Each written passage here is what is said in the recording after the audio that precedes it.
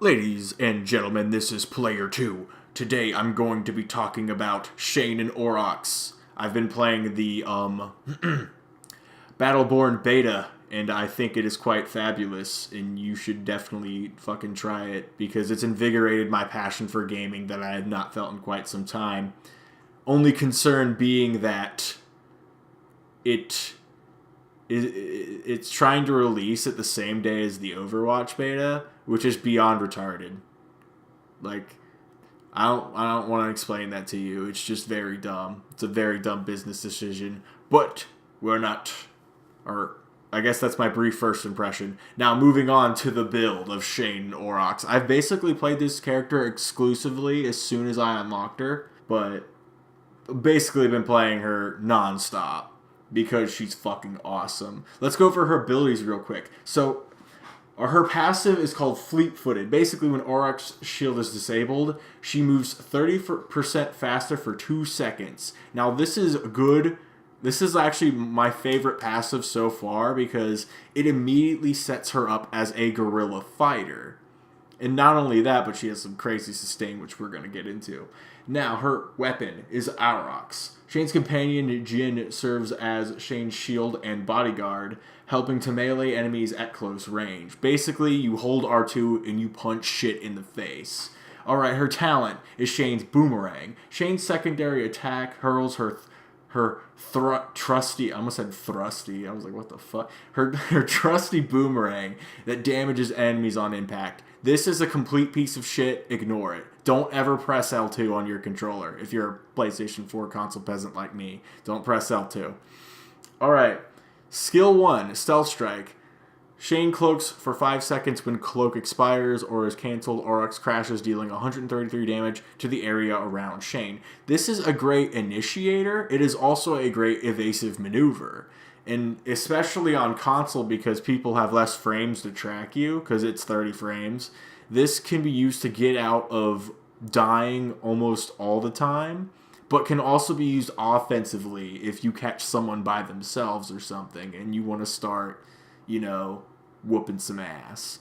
Alright, her skill 2 is called Fetch. Aurox charges forward and pulls the first enemy he encounters back to Shayne, dealing 200 damage. Basically, if you don't know, the reason that this character is complex, which you'll see in the right-hand corner under Rogue Attacker, the reason this character is considered complex, I think it has everything to do with this skill, because if you cannot aim this skill properly, you should not be playing this character, because in my honest opinion, building around Fetch as opposed to building around Stealth Strike is more optimal for most of, what this character can do. Like, you can build around Stealth Strike and become a pretty good AoEer. In fact, when you level up even more, the AoE build becomes more real, but I'm not going to cover that build today. I'm going to cover the Assbeater build, as I would like to call it. It's basically a DPS build, and I think it's where this character shines is straight up guerrilla warfare, and that's what my build is going to be about. With that being said, her ultimate is called Tag Team. Now, this is the worst part about Shayne. Tag Team is not a very effective skill.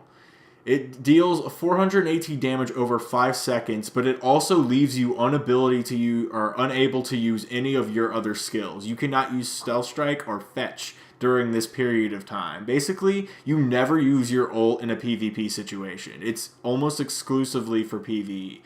For PvE. Most players, when they see Fetch drop her ult, are just going to run away from it. So, use it to basically attack sentries and incursion and kill large groups of enemies or mercenaries. Alright, let's move on, shall we? Let's go down her Helix as quickly as I can. Basically, when you come into this tree for the Assbeater build, let's just call it Player 2's Assbeater build, I don't fucking know. For the Assbeater build, you're going to want to go with Welcome Committee. Shayne gains an overshield, successfully hitting an enemy with Fetch. This basically is so fucking great. What it allows you to do is, as soon as you pull someone, bam, you have your shield back. And it is like ridiculous how many people you can kill with this. Because if you're 1v1ing someone and they think they're winning, bam, you hit them with this, they're suddenly not winning. It's delicious.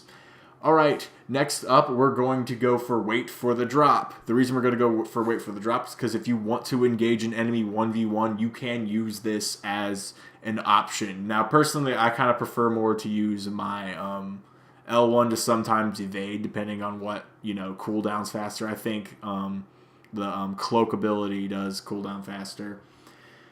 But go for wait for the drop so that you have the option to use it as a instigator. So basically, you press L1, I believe, go behind an enemy, hit them, they get slowed, they don't know where the fuck you just came from. Because it's a first-person game, they're slowed, they can't turn around fast to meet you. You get off some damage, they try to run away or they try to fight you, hit them with the R1, you just got your shields back, you continue to wail on them.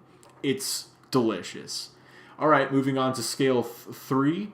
Boomerang bounce, fuck your boomerang. That's the first piece of advice I have for you today in regards to Shayne and Aurox. Go with Hulk out with your Jin out. I've never read that before. Increases the rate of your shield recharge rate. Always delicious. Your shield is huge when you are Shayne and Aurox. So yes, pick that always. No, and under no circumstance should you choose boomerang bounce. Moving on, you have holding it down, and you have what's yours is mine, and you have we'll take everything if you're a high enough level as me. What's yours is mine is the best option here. And the reason that is because the stun does not last long enough to justify a level. Like, almost to a ridiculous extent, in my opinion. Because you lose that ability to pull them towards you, and the stun lasts not as long, so if they run away and they get enough distance, you stun them, they're just going to recover in those 2 seconds and continue to run. It's completely fucking useless. Do not pick this. I know stun sounds appealing, it's fucking not. Alright, moving on to our number 5. Don't Stop Running and the Immortal Aegis. Now, these two are interesting because both of them are good. Basically, you kind of have to feel out how you want to play. Because fleet-footed can be good if your shields are down a lot and you're having to do more running away than you would, prefer. I think it's good for that. But at the same time, the Immortal Aegis, if you're getting your L1 off at an evasion and the enemy is not skillful enough to hit you, this is better because your shield's going to come right back up and you can even re-engage the enemy after the shield is over. So instead of running away, which they might assume you do, they start shooting down a hallway or whatever, thinking that you're down there. You just sit in the corner and wait patiently. Then you slap them with that and you're going to get the slow down. And your shield's going to be recharged again. So I actually think the Immortal Aegis might be slightly better in that scenario. So you pick for yourself. Let me know what you think. Alright, next up we have Sneaky and Restless. And we also have Shield Smasher. Now, I feel Shield Smasher is better for what we're doing, obviously. Basically making our R1 as deadly as possible, as delicious as possible, and as available as possible as well. So, go with Shield Smasher, in my honest opinion. You could do Sneaky and Restless if you think that you need more resilience in your L1, or if you like to use it more evasively and the team's good at tracking you while you're using it. Situational. Completely situational. Alright, hitting up our next skill. I don't know what number it is. I lost count. Bugger me. We have Alone Time, which is pretty good if your health is low constantly and your shields are constantly being stripped away. 21 health regen per second, not bad, but you need to hit your L1 for it to really be useful, I guess. And you have Bigger, Badder Jin. Now, I pick this most of the time because it's just a flat bonus. And, again, your shields are very important as Shayne and Aurox, so why not Bigger, Badder Jin? And do not ever upgrade your fucking boomerang. It's shit. Like, your melee is just going to do a lot more damage, and your boomerang doesn't combo into any of these things well. Okay, next we have Sustained Stealth, Long Arm of the Lawless, and Jin to the Face. Now, I never pick Sustained Stealth, ever. I do not ever see the need to have a longer duration for your stealth shield. Usually, you can use it as evasion or engagement and always have enough time to get in there. It's never a problem. Plus, with the gear I'm going to show you, you'll understand why we won't need such silly things. Do this one by how you feel. Because a bigger area of effect means you could slow potentially more players, and you could actually turn a team fight completely in your team's favor. What you can do is activate your stealth cloak, go in behind the enemy, and because of your 50% radius increase, you could hit and slow a bunch of enemies at once, allowing your team to either push forward depending on the situation, or depending on how much guys there are. If you're in a team fight, this could be very effective. Long Arm of the Lawless. Now, Gin to the Face is generally what I pick because I don't see that situation too often. So, again, this is by feel. So, choose this one by feel. Next up, we got Quite Fetching, Gotham, Sikkim Aurox. Basically, choose Quite Fetching. You're going to want to spam this as much as possible because Sikkim Aurox is just overkill. And Aurox's speed, it does not increase it enough to matter. Just take my word for it. Finally, on our last skill, Aurox Hungers. While Tag Team is out, you steal shields. Like I said, you're not going to be able to use this on PvP engagements. You're not going to hit a player with your ult unless they're fucking stupid. But if by chance you do, you can keep them in with Aurox Beckons. But I think Aurox Hungers is better because, again, you're getting more sustain with your shield. Alright, moving on, we're going to go into the gear for this build. Now, I haven't seen all the gear in the game, so I can't give you, like, the best build ever. But basically, these 3 items seem to work pretty damn well. First off, we got Scoundrels Hurricane. You get 8.33% attack speed, or this varies depending on which one you get, because each one is different. And you get 4.76 attack speed for 5 seconds landing a critical hit. And if you can read the quote at the bottom, it's a motorized so you can get more shanks per stab. And it says Shayne. So this item is literally kind of geared toward Shayne, and I completely agree with this. Next up, I got lucky and I got a legendary one of these. But put a duelist glove on. You're going to want attack damage. And I even got lucky enough to get a shield as my second bonus. You know, how fucking lucky is that? That I play nothing but Shayne and Aurox, and I get these 2 fucking items. Now, your third item for your gear, White Lightning. And this is a kind of confusing one. You might be like, huh, why would you care about having more sprint speed when you have a passive that is more sprint speed? Exactly, because it stacks. And what this allows you to do is when you get another collectible, it increases it by another 7.49%. So what you do is your shield's down, you get the fuck out of there because guerrilla warfare, right? You get out of there, you pick up a crystal, and you're even faster for an additional 5 seconds. This is phenomenal for evasion because it's stacking on top of your passive, and it allows you to jungle better.